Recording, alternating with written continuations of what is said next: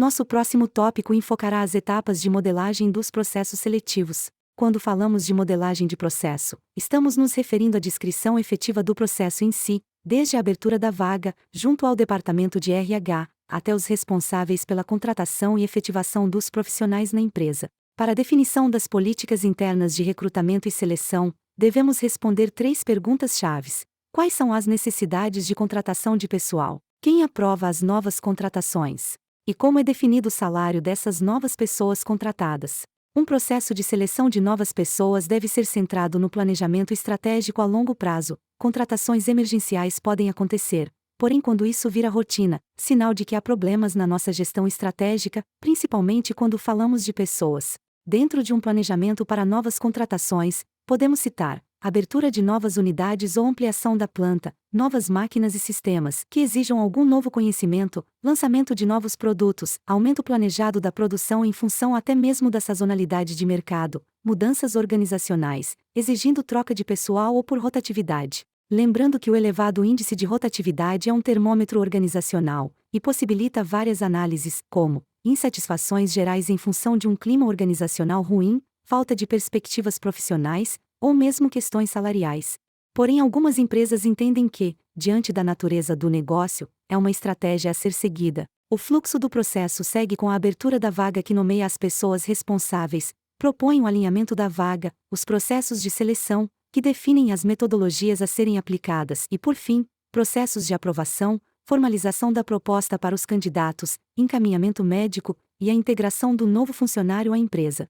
Para que todos os processos de seleção de pessoas ocorram de maneira contínua e com igualdade, independentemente da pessoa que esteja conduzindo o processo, é necessário um alinhamento entre os departamentos, considerando quais os documentos normativos serão utilizados, quais os testes de seleção, e se forem aplicados, em que momento, e se haverá indicação da aplicação de dinâmicas de grupo para algum cargo. Como exemplo de um documento normativo, temos a ficha de requisição de pessoal, que deve conter os requisitos da vaga. Uma vez aberta a vaga, oficialmente, junto ao departamento de RH, um processo seletivo é formado, basicamente, por 5 etapas.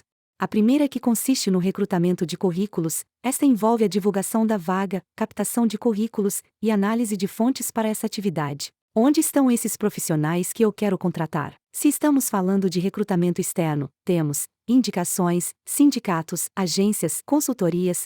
Claro que a escolha da fonte de recrutamento dependerá muito da vaga que estivermos trabalhando. Atualmente as redes sociais são nossas aliadas na captação de currículos, e embora todo mundo foque no LinkedIn, o Facebook também pode ser uma opção.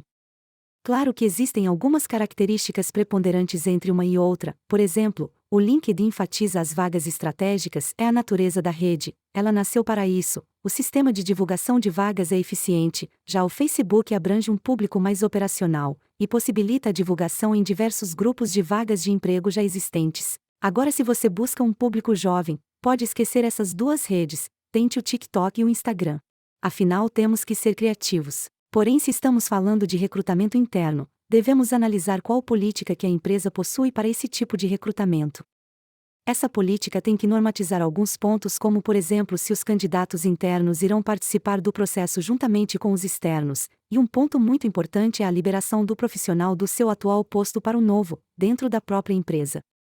Se essa política não estiver muito bem desenhada, os egos dos gestores podem gerar frustrações nos seus funcionários, impedindo que eles participem dos processos, ou até mesmo vetarem a mudança de função, exigindo maturidade profissional. Existem muitos benefícios para o recrutamento interno, como a continuidade das atividades, justamente em função dos profissionais já conhecerem a empresa e estarem aderentes à cultura organizacional, além de funcionar como um fator motivacional, possibilitando o crescimento e desenvolvimento de carreira.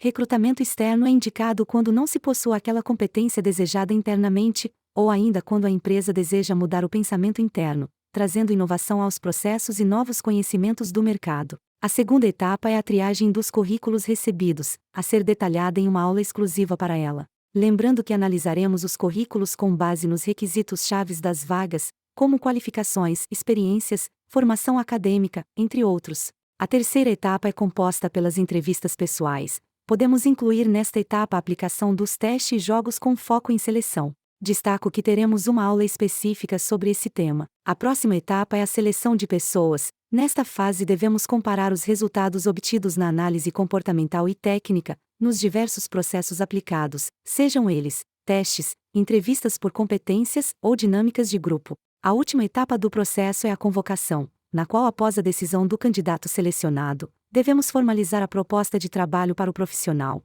efetuando o convite a vir trabalhar em nossa empresa. Essa formalização pode ser escrita e enviada via e-mail, ou mesmo verbal, por telefone. Nesse momento reforçaremos as informações sobre a remuneração, atividades, local de trabalho, horário e escalas, e, após o aceite, deveremos encaminhar para os processos admissionais, apresentação dos documentos e exames médicos. Sucesso nas suas novas contratações!